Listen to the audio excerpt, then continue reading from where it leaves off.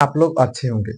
आज के इस वीडियो में 10th क्लास का जो होता है शून्यांकों के बारे में, उसके बारे में हम अध्ययन करेंगे, विस्तार से जानेंगे।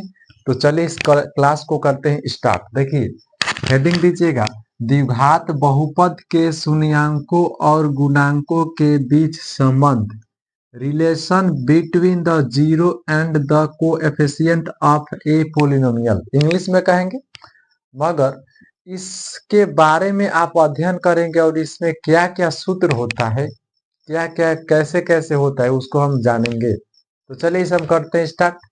फर्स्ट नंबर में, द्विघात बहुपद में शून्यांक और गुणांक क्या होता है उसे समझिए, और द्विघात बहुपद क्या होता है उसे समझिए। तो द्विघात बहुपद px बराबर एक व्यापक रूप होता है उसका ax² प्लस में bx प्लस में c। ये होता है द्विघात बहुपद का व्यापक रूप। क्या होता है?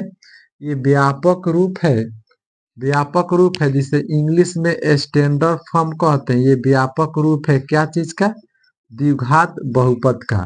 द्विघात बहुपद का ये व्यापक रूप है, स्टैंडर्ड फॉर्म है। ठीक है, तो ये आपका हो गया द्विघात बहुपद का स्टैंडर्ड फॉर्म। अब यहाँ से जरा गौर कीजिएगा, ध्यान दीजिएगा।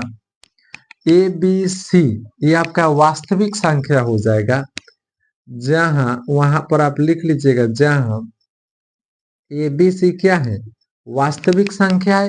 कहने का अर्थ हुआ माइनस में भी आएगा, प्लस में भी आएगा, बाटा में भी आएगा। तो ए बी सी क्या है? वास्तविक संख्या है। इस बात को आप लोग को पता होना चाहिए। वास्तविक संख्या है, वास्तविक संख्या है। और उसके बाद ए बराबर यहाँ से ए निकालेंगे, यहाँ से बी निकालेंगे, और अंतिम में यहाँ से सी होगा। तो ए बराबर x² का गुणांक क्या है? ए है। बी बराबर x का गुणांक है, और सी आपका अचर संख्या है। सी बराबर क्या है? वहां पर अचर संख्या कोई आएगा। अब कैसे होगा, एग्जाम्पल से समझिएगा जरा। जैसे मैं लिख देगा 2x² प्लस में 7x प्लस में 9। तो यहाँ पर देखिए, इससे तुलना करेंगे तो ये आपका हो जाएगा अलग, x हो जाएगा अलग।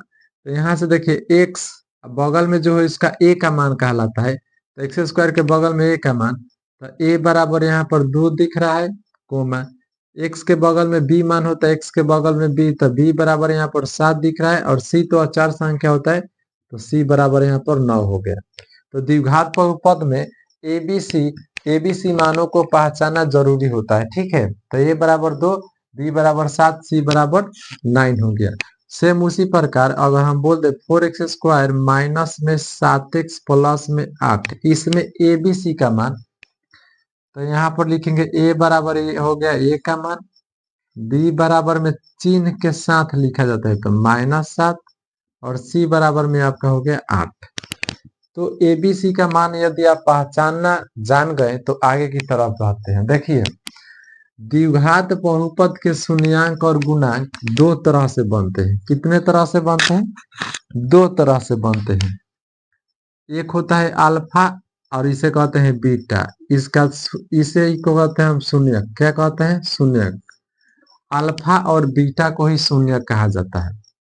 तो देखिए इस पर प्रश्न कैसे बनेगा और इसका सूत्र क्या होता है उसे हम बता देते हैं। फर्स्ट नंबर में आप जान लीजिए कि एक होता है अल्फा जोड़ बीटा बराबर एक सूत्र, और 2 नंबर सूत्र होता है अल्फा इंटू बीटा का सूत्र। तो अल्फा जोड़ बीटा का सूत्र होता है -b/a, और अल्फा इंटू बीटा का सूत्र होता है c/a। ये दो सूत्र आपको पता होना चाहिए, अल्फा जोड़ बीटा, अल्फा इंटू बीटा। अब इसी सूत्र को बुक में या क्वेश्चन बनाते टाइम हिंदी में टाइपिंग हो जाता है, हिंदी में पूछ देता है। तो इसे मिटा कर हिंदी में कैसे देगा उसे थोड़ा समझ लीजिएगा, तब हम प्रश्न की ओर चलेंगे और आप लोगों को समझाने की कोशिश करेंगे। देखिए इसी बात को जो हम यहाँ पर लिखे हैं अल्फा जोड़ बीटा यानी शून्यंकों का योगफल इसे बोलेंगे। देखिए अल्फा प्लस बीटा को क्या कहेंगे हम? शून्यंकों का योगफल बोलेंगे। क्या कहेंगे? शून्यंकों का योगफल। तो बोलिए शून्यंकों का योगफल का सूत्र होता है शून्यंकों का योगफल का सूत्र होता है -b/a और इसमें गुना है तो शून्यंकों का गुणनफल कहेंगे। तो उसे लिखिए शून्यंकों का